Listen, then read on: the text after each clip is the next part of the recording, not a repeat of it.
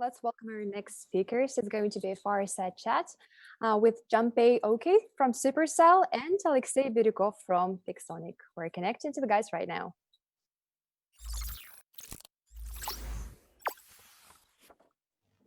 So, hi everyone. I guess Hello. you hear me? Hi guys. Yep. Yeah, great. How are you today? Good to have you here. Awesome, thank you. Doing great. Yeah, fantastic. Where are you guys based? In Moscow right now. And I'm in Helsinki, Finland. Oh, nice. So international. Yes. Yeah. How's Helsinki these days? It's nice. It's getting much warmer than before. It's sunny today too, which makes me very happy. Yeah, sun always makes us happy as well. So I get that. Well, I guess it's very nice in Moscow as well. Yeah, it's quite good, but we're still isolated. So. Oh yeah. Oh well, seems like it's going down a little bit. So yeah, looking good so far. Thank you very much, guys, for joining us today, and we're super excited to listen to your chat today. Over to you. All right.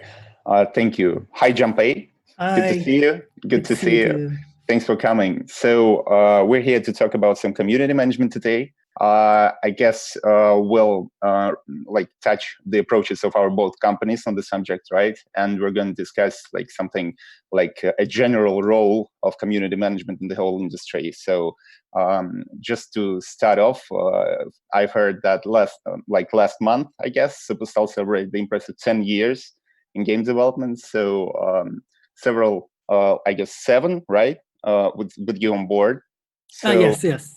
Yeah, so congratulations on that. Thank you very much. In the long run, we also celebrated 6th anniversary of our main game, War Robots, recently. So we know what it is like to operate long term. So maybe you could start by sharing which period in your professional career was the most difficult for you personally. Maybe something changed with the pandemic. I don't know. So that would be interesting. Sure. So probably the most, I guess, I don't know if difficult is the word, but the most challenging project I took on was when we actually had a booth for Clash of Clans at Tokyo Game Show in Japan in 2015. We had tons of partners and lots of people inside the company helping us out.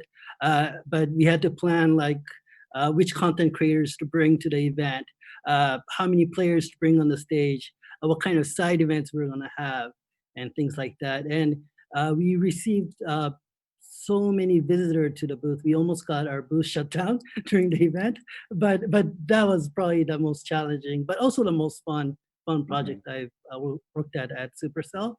Regarding the pandemic, I think many people in the gaming industry is working from home, including us. I think we use Slack more often now that we have to chat a little bit more. It's a little bit inconvenient because you can't just walk up to a person and have a quick chat as we usually do. So we do have more team meetings on a weekly basis than when we were in the office. But other than that, nothing much has changed. I think we're very, very lucky to be in the industry where we could actually do our work from online.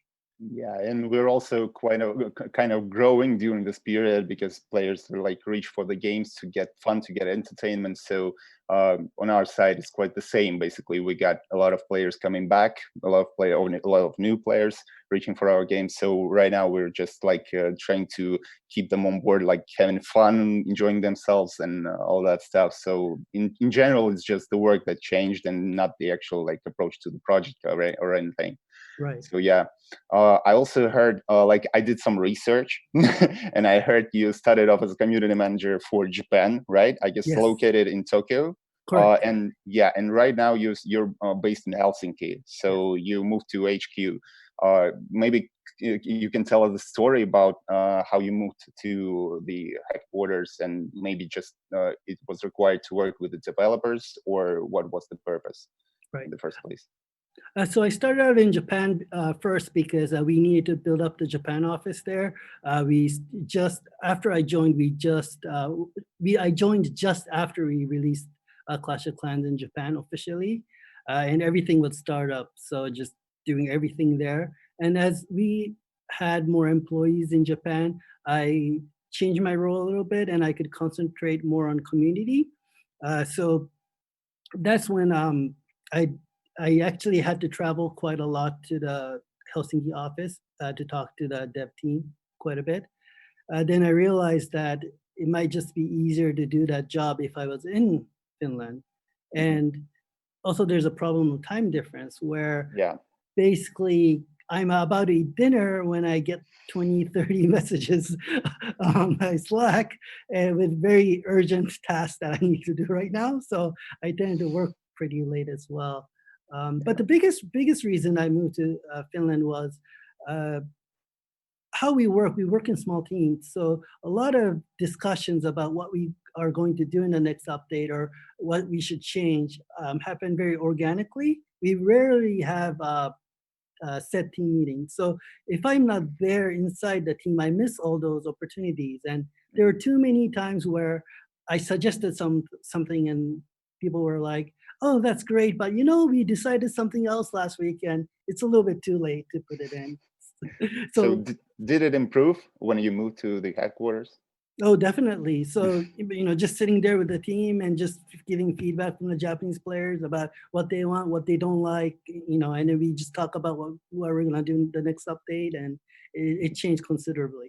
Yes. Yeah, so we're basically, as community managers, we're also used to working in close contact with our developers team. It also leads to like some awesome things, like some pieces of content created with the community, like they're asking for something in the game, and we'll help in this to like happen.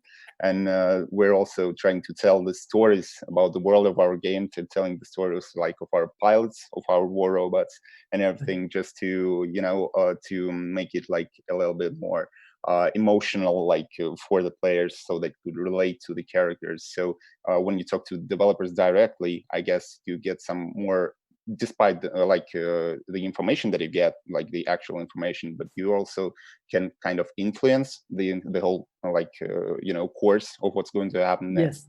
So when the developers hear the players through the community manager, that's a really good thing, and it leads to great results. Yes. So like speaking in general, here in CIS, we basically have a common thought here that community manager is a starting position in the industry. So basically, you start as a community manager and you get the full picture of what's going on in game development. And after a year or two, you may choose another field to build a career, like for the career. And I think the reason is mentality, I guess. Many people are like consider growth only by changing to the managing roles, to like being a supervisor. And now you're the living proof. There is another way. So maybe you could share how you grew as a professional, as a community manager. So how you like grew your skills, or how you feel like you're developing as a specialist. Yeah, this is actually quite a difficult question because I think a lot of companies are each company is quite different, and the art of what community management and what that role requires has changed quite a bit in the, let's say, 10 years. So Yeah. I think early on, I think community managers mostly were game masters and like PC games, doing events inside the game and things like that. I think that was very, very common. For me, I started doing community management in electronic arts or Playfish, but I was actually a producer of the porting producer of Restaurant City for the PC to bring that game into Japan. And while I was doing that job, I was also doing community management on the side. So I was doing dual roles there. And I think I just learned by on the job training basically. And my game was killed. And after the game was killed, I was concentrating much more on community, and I was also doing player support for another game. And after EA, I joined Supercell. And at Supercell, I just had to do everything because I was the only community manager for Japan. So I did all the games that Supercell had, and just being active on social and finding content creators and things like that. I've seen some of your videos on YouTube where you talk with the developers about the new coming features. So you're doing that in English there. And the question is, do you like work for the global region as well, like as well as for Japan right now? Right. So the time I was in the videos, I was working actually in the Clash of Clans team as a global community manager. But I also, right now, I'm more concentrating on Japan. But yes, so it really depends on the role I have. But all the community managers inside our game teams are like global Mhm. community managers. So good you touch this subject. So I heard it is a well-known thing that Supercell is also famous for its cell structure, right? So basically, the company, for those who don't know, the company's name stands for several separate highly professional teams, also known as cells, creating their Yes. own projects. So how do community managers operate in this? Like basically, do they join the cells or do they form a cell of their own to work with all the projects? How does it work? Right. So actually, this is a good, if you're a community manager, this is actually a good question to ask when you're interviewing for a job, actually. Because at least I personally think it's important for a community manager to sit with the dev team. And that's how we do things at Supercell. Some few community managers that concentrate on a specific country, like Japan, for example, we don't sit inside the dev team. But most of the other community managers sits inside a dev team. And the reason why we do this is basically it's number one, building a relationship with the dev team. If you're not sitting with them, it's kind of hard to, form a good relationship. Information flow and feedback. So, especially at Supercell, everything happens ad hoc. So if you're not sitting in the team right then and there, you're gonna miss information. And then number three, it's being involved in the development decision-making process. And you won't be able to do that if you're not sitting with the team. Yeah, true. So we also launched a new project recently called Dino Squad about the dinosaurs with the weapons and everything. So we also it's our first big project after War Robots. So basically, we're right now in the challenge of like structuring the team correctly in order to operate both projects with our current team, and we were also looking for ways, and maybe the self structure is something that we're looking for right now. Maybe community managers definitely should join the teams of developers, or like you do in Supercell. So yeah, we're looking into that way too. Um, for us, the community managers, like I mean, in the industry, for us both as community managers, there are two basic instruments. I'd say, like we have the words, we are community, like, and we have the numbers. So those two are like we meet them on daily basis. And in Pixonic, like the company that has been I basically grown on analytics and everything, we definitely use words in the outer community, like when we talk to the players, when we bring some message to the players. However, inside the company, we're trying to convert it kind of right to into the numbers, just to show the developers team what's happening out there, just to show them like what the 10 trends are right now and what people are interested in the most right now. So does your strategy like dig deeper into what to say, or does it like focus on what you receive in terms of the numbers, like the number of feedback, maybe the reach you get from your information that you spread to the community? So what do you focus on, like in terms of strategy? We do use numbers sometimes, but at least for like as for my job itself, I really don't chase numbers very much. So of course we do check like reach, post reach. We check like dislike ratio on our videos and things like that. But at least internally, we don't really talk or chase numbers very much. Of course, obviously, it's nice to have 1 million Yeah. followers and things like that. But so usually we go more about feel type of things, and we do sometimes survey our in-game players about certain things to get a general idea.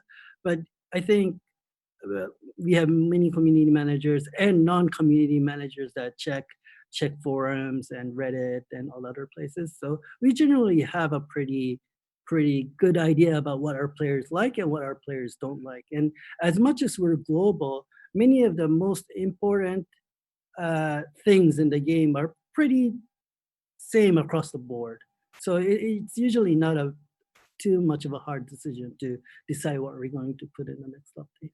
Okay, that's cool. So I also wanted to ask, so you have the community managers joining the devs team in different projects. So do they actually communicate with each other, forming some kind of a mutual strategy, like for the entire like company relations with the players, or do they like do their own strategy, like by their own, like are they the decision makers as the community managers on their project?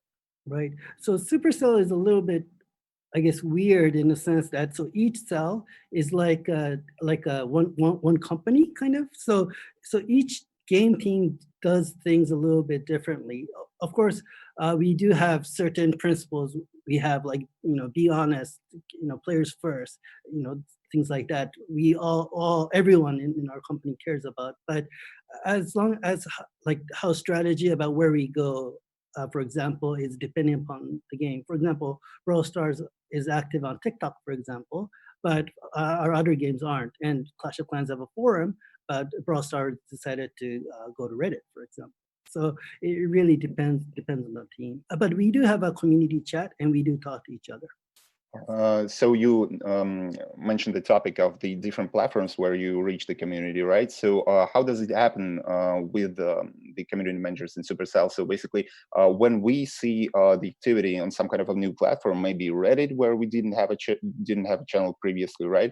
We're thinking that we need to reach out to those players. We need to give them more like options, and information, and everything. So we're not usually creating accounts on the platforms where we see no activity with our players, so we don't bring them to the platform they don't use. So is it the same with Supercell, or you're trying to create a strategy as like bringing players to some kind of a platform that will become useful like for them in the future, in the long run, or you come where community already is? Like, is that? We usually say we tend to go where our players are. That's we usually say that quite a bit in our team. But I think, for example, for Reddit, I think it was a channel that we wanted to try out, and I think just Brawl Stars just was a good timing and good opportunity. And I think one thing we discussed in the team was, should we just have a channel there, and like the official account be a part of that Brawl Stars community, or should we actually have an official Brawl Stars community that we manage? But we decided to go. We decided not to fully manage it because it does take a lot of work, and with so many channels, I don't think we could put in the love as it's not fair to the community there if you won't be able to do that. So we felt that the players themselves moderate on Reddit, and they do a good job, very good job already. There's no reason for us to forcefully put ourselves in there. But by having an official account there, some places, some of our community managers are quite active in there as well. So that would help players feel like that's an important community platform. That actually leads us to another interesting topic. Basically, if we reach for the new platform, we're like considering that we're going to the new audience. Basically, we're talking about the new players maybe coming through the community to our game. Like they see they have fun, they want to join, right? So there's been quite I guess a fuss maybe here in the CIS about whether community managers should represent the role of the the workers who reach out for the current players, or should they reach out for the new ones too? So whether that is required from the community managers or not. In different companies, it is approached differently. We basically consider that marketing is the main, the main field that should reach for the new players, and we're basically meet and greet them here in the project, so and make them have fun and enjoy it. And the question is whether you think there are some parallels maybe with other fields in game development with which community managers have. Maybe it's some kind of social media marketing in a way, or maybe it's kind of maybe even PR, or brand operations or something. So where do you see parallels in your day-to-day work as a community manager there? So I think a lot of people ask me what is a community manager quite a bit. So yeah. So my simple answer is community manager is a person who's a bridge between the development team and players. And how you achieve that bridge depends on the company you're working for, depends on what platform you're on, if you're doing videos or not, or what PC game, console, or whatever. So, but the core is that you're being the bridge. And regarding, I think a lot of people think community managers as like marketing, but marketing is, I kind of agree with you that it's tend to more towards bringing in new players, while community managers are more toward engagement and keeping the relationship with the current players. But I think marketing role has changed quite a bit for Supercell, quite a bit, because 5 years ago, UA was big, and it was that was the main job of marketing, to bring in new players. But nowadays, I think marketing in general are caring more about brands and retention and engagement at our company. So it's kind of overlapping quite a bit. And I think compared to 5 years ago, community managers and marketing team tends to talk to each other quite a bit nowadays.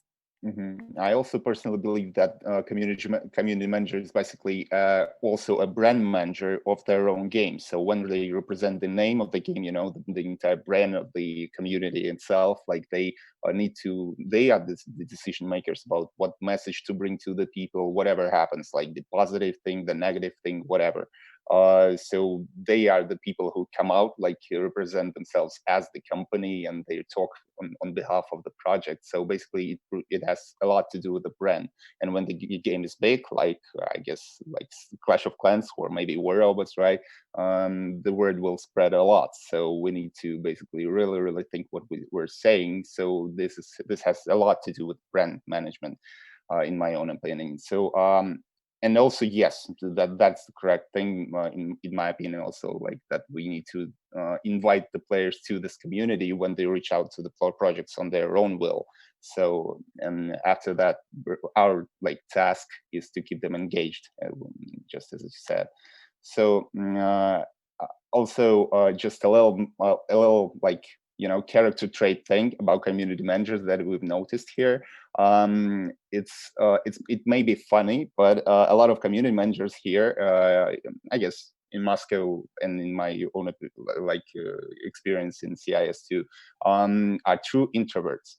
Basically, they are the people who played, maybe MMO games back in the day, where they had some kind of a clan in the game and they managed it, and they were the clan leaders, and they had their own community already created.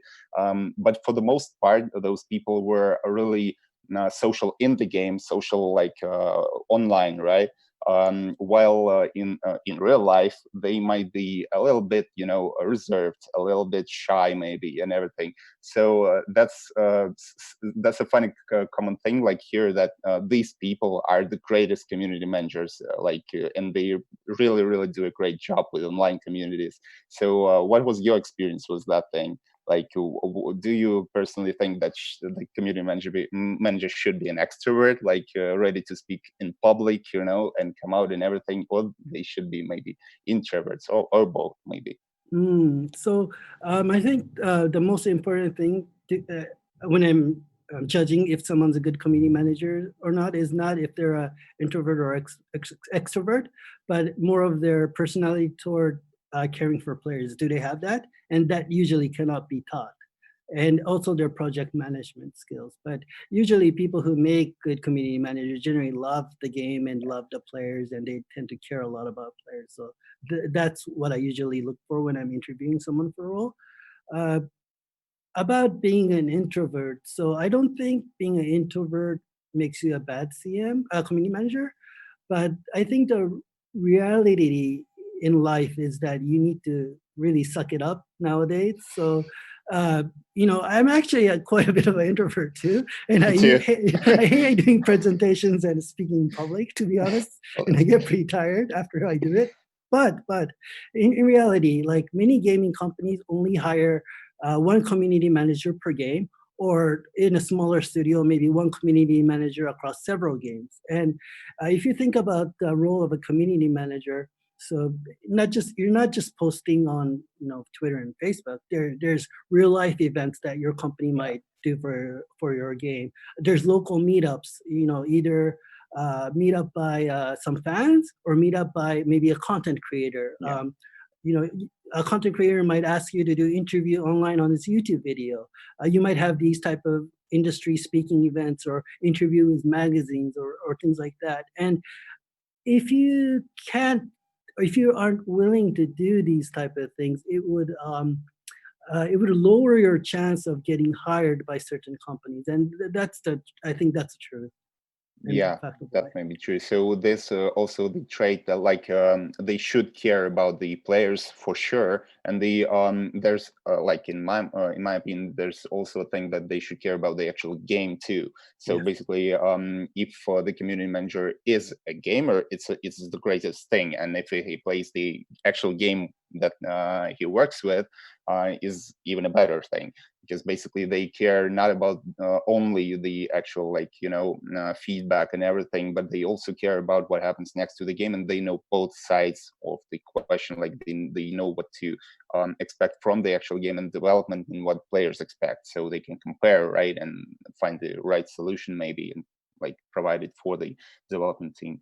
So also one thing, sorry, one advice I could give people is that just start out small. So I started out with doing this type of fireside chat with a very not online, 10 people in a room, very small. And I did a couple of those. I got a little bit better at doing at it.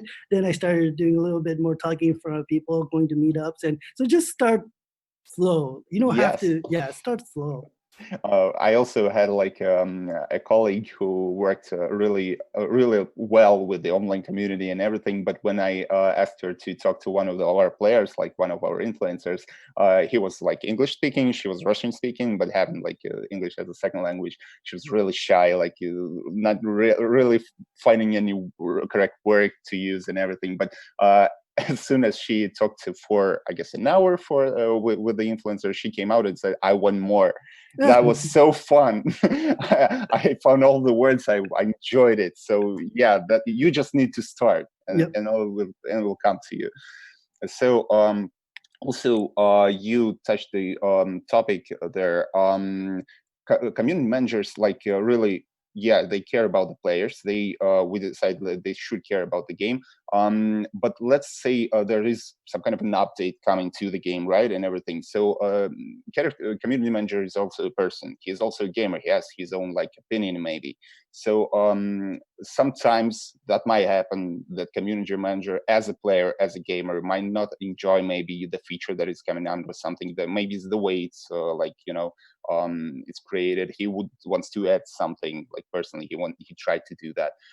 So when we represent those features and those updates to our players, right, we need to show the excitement. We need to express that we really love what's happening. So did it ever happen that you needed to maybe express some kind of maybe emotion that was exaggerated a little bit in order to I know it's kind of a tricky question, but it is an important question, because we really people feel fake emotions. They do. The community really they feel that. So what maybe strategy you could recommend to those who have such a dilemma, right, in their professional career and anything, when the update comes out in the game? Yeah. So one thing I've learned, and we made this mistake at Supercell a couple of times too, is do not overhype your update. Just if you don't know if the update is going to be taken well or not with the community, just tell what it is. Just you don't have to fake excitement. Just say what it is. It usually causes a lot of problem when you say this is the greatest update ever, or this is the update that you guys have been waiting for, and usually it's not. They're not. So you just don't do stuff like that, and just say honestly. Just tell what it is, and if players like it, they like it. If they don't like it, they don't like it. I think that's life. Also, I think one reason I said that the community managers should sit with the game team is that we could be involved in the discussion of the update already before it's made. So if we know that if something is not going to be liked by the community, we could actually stop it before it happens. And we actually have one rep from community and one rep from player support in the game team. So we do have that type of player caring people inside the dev team already. So I think that has helped considerably with having an update that the whole community hates, because it's just not going to happen if you have those community and player support team inside the dev team when you're having the design discussions.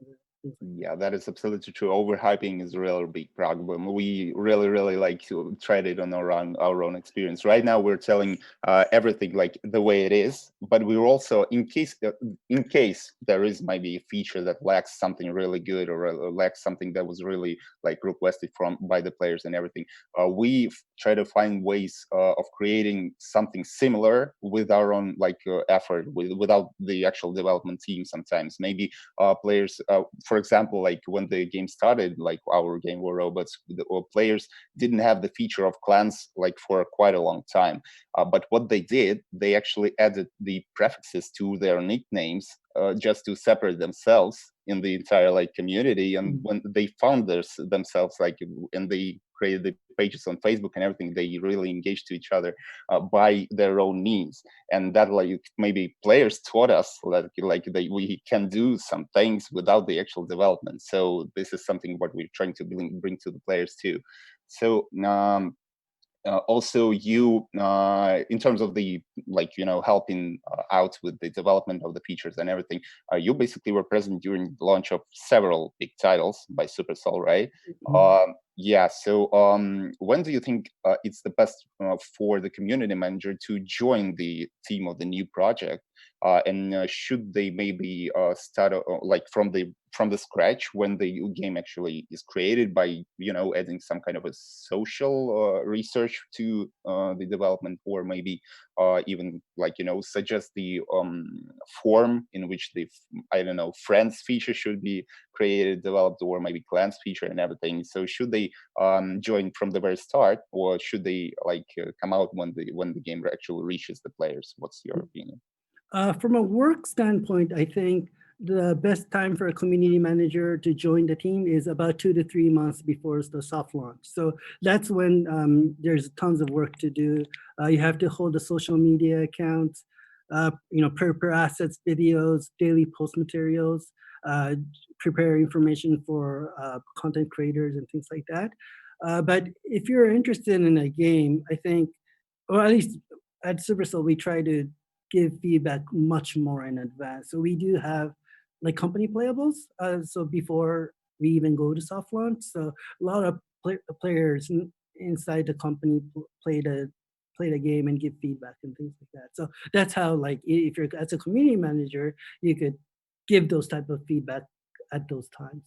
Yeah, that's really cool. So we also, like, when we created the new game, we also reached out for the players during the soft launch, and our community managers also kind of joined the team in order to give them feedback on what was happening in the previous project, not to repeat the mistakes that were made sometimes, and just to make sure that whatever feature or something else will be needed in the future, that we have some kind of the rails that we built before, and just to create in the future. So yeah, we joined as a community managers in Pixonic. We joined the developers team from the very start, trying to help them out a little bit. Sometimes even there are projects that you look at and you already know where it will be really successful. Like some games really work well for YouTube, right? Maybe some games really well. Some games require Discord just for voice chat and everything. Right. So you can give those recommendations to the actual project team, and it'll bring some success to the project too. Yes. So yeah. Also, do you believe the community manager management skills, I guess, can be used in some kind of other field in game development? Maybe in my own experience, I've sometimes met the situations where our HR team, human resources, or maybe even sometimes the UA teams and everything, asked for some kind of advice from our community management team in order to create something that really speaks to the players and everything. So where do you think the community manager skills could really be useful for for another field? Who should reach out to community managers for really helping hand? I see. Who should reach out to me? Okay, I think if you're doing an announcement to players, any type of announcement to players, I think you should get feedback from our community managers before you make those Yeah, type that of is true. announcements. That's so true. It's easy, like it's crystal clear for me when I heard there's been a couple of controversies quite a bit in the last Yeah, couple of years, I would say, and that probably wouldn't have happened if you shared the content with the community managers before you actually said it. So I think just getting an idea from community managers about what players might want like to hear, might not like to hear, and if you and sometimes you have to say things that players won't like, and that's just fact of life. But there are certain ways you could say it so that it has less negative impact.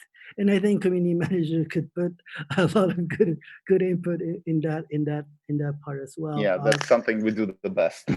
That's our really our thing. So we also had some kind of a situation, a controversy, I guess. So when many players reach out like into private messages of our like even developers team and everything in order to get feedback or get the actual like idea of what will be next and everything. So of course there's sometimes there are guys on the team who really want to speak to the players and everything, and whenever they like say that they're going to, we say wait, just let us find out what you're going to say, just in order to keep you clean, just to make sure everything goes just all right.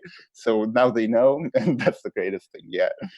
So I guess at this point, Supercell is kind of like a company who is really proved themselves to be creating the hit games, right? The big games, big Yes. titles that operate for a long term. So, and speaking about the projects that are running on long term, maybe you could give some kind of a recommendation on what should change during the course of like the life course of a new project that has I don't know, maybe you have been running for 2 years or maybe 3 years or maybe even 5 or maybe 10. What should change during that course for the community manager, and what should they do and do not during the course where the game like really develops a lot and the community sticks to the project for a longer time? Maybe there's been some kind of a case that you could share or something, like in terms of the players who have been for a long time with your project.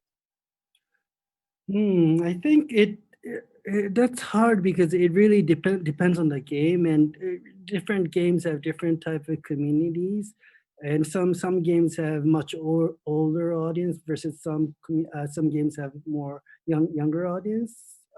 One advice I could give is just be aware of everything, like where players are, what players are interested Yeah. in can change over time. So maybe like having your own forum 5 years ago was the right decision, but nowadays probably having your own company forum is probably not the best decision. At least in my opinion, it's probably not the best decision considering the amount of work it goes into. So I think things changed quite a bit. 5 years ago, doing a dev video is a lot of work and it probably wasn't worth it. But now with YouTube growing so rapidly, it's kind of a waste not to do Yeah. a dev video. So just be aware of that. Yeah, we also have been working for quite a long time without even showing I guess, the faces of our community managers. We did it kind of anonymously, like on behalf of the project. So basically, War Robots was speaking to the players, and at some point, we just, just tried to let's give it a shot, and we find out like people really reach out to people personally, to other people, and community manager side people too. So in this respect, like whenever we actually try to tell some news or anything in the game, especially when it's important and big, we really try to create some kind of a video content, a piece of video content where people speak like to the players generally, and also give some kind of advice and everything, give some kind of answers during the stream or something, just to talk with the community, because they really appreciate it. So they do acknowledge that the company has limited resources and everything, and whenever a player is reached by the like the person from the development team, that is something really, really special for the person. So we really try to do that a lot now.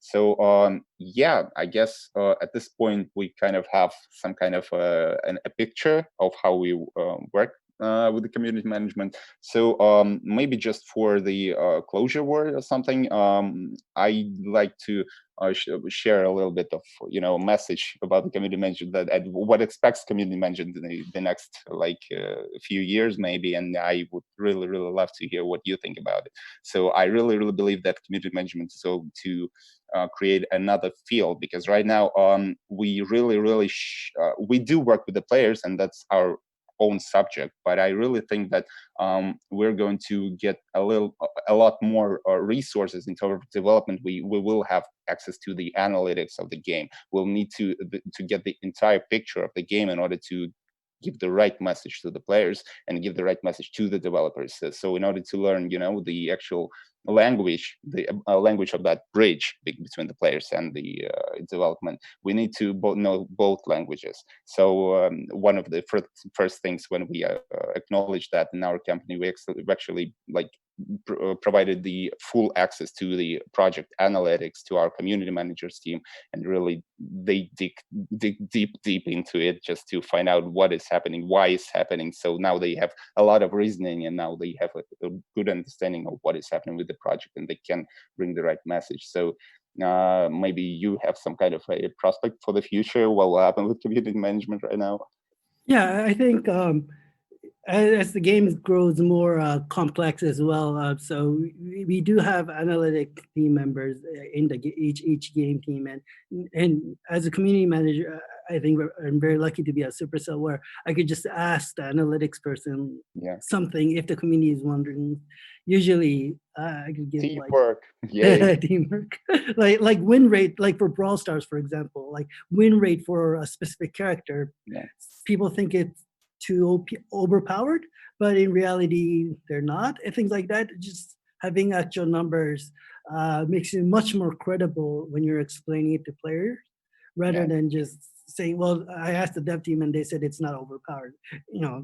That doesn't really mean anything. But if you give actual percentages, that really helps players understand it, for example. So just by working with the other people in the dev team, if there's a issue happening online, I tend to talk to the player support person as well. Did you receive the same type of reports from player support? And it just makes your life a lot easier. So I think just working together with other people in the dev team, it will and should become a norm. So yeah, that is the message. Everyone on the game development company, work with the community manager. Do not spoil anything for the players. Just try to listen sometimes. That will help a lot. They're the specialists. They know the thing.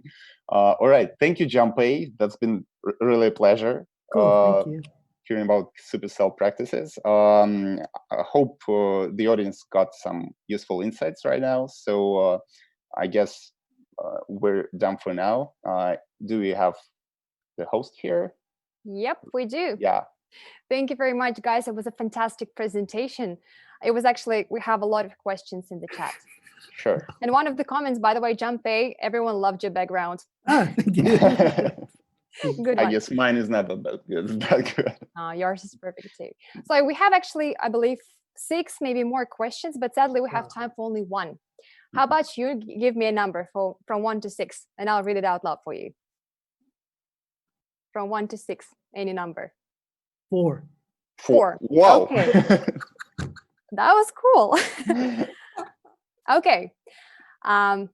Does a development team debate with community manager about what the players want in the new update? Dzhanko said ask you this question. Debate. So no, as I said before, the community manager is part of the development team. We're sitting inside the team. So whenever there's a new update, or if you should do X or Y, we are always inside in the debate. That's how we prevent like problems from happening where the team makes something that the community will hate. So we make sure that that doesn't happen by being involved all the time. Thank you, Jumpei. What about you, Alexey? I guess the question here is some kind of a reference to is there kind of a conflict between the opinion of what players want and what development team wants? So should the community manager represent the actual position of the players, maybe, or defend the position of the developers? I guess. So yeah, the debate happens sometimes. It does happen. So where could we be without it? So at this point, we do understand that sometimes the actual analytics we're based on analysis as a company. We do really see the full picture, so the debate is over. So sometimes what happens next with the feature will be proven on numbers too. So sometimes we need to, I guess, have some kind of a trust into developers team when as the professionals they do know that they know what to create. So when we bring it to the players, we say some kind of like the same thing. We say like, let's see how it goes, and we'll listen what you think about the feature when it comes out. So there's, I guess, not really debate, but there's some kind of a trust between the players and the developers through the community manager that they should explain to the both sides. We also look at impact, I think, as well. Does making that feature that the player want, how many players will use it? Like, is it really what they want, or is only a few people are really loud? And sometimes it's just a few people being loud. So we do care about that as well. Fair enough. Thank you very much for your answers. Thank you for the presentation. We very much enjoyed it. And please, guys, do join the Q&A chat with speakers. We have quite a few questions for you there. I'm sure people really want to listen to your answers. Sure. Thank you for joining, and have a fantastic day. You too.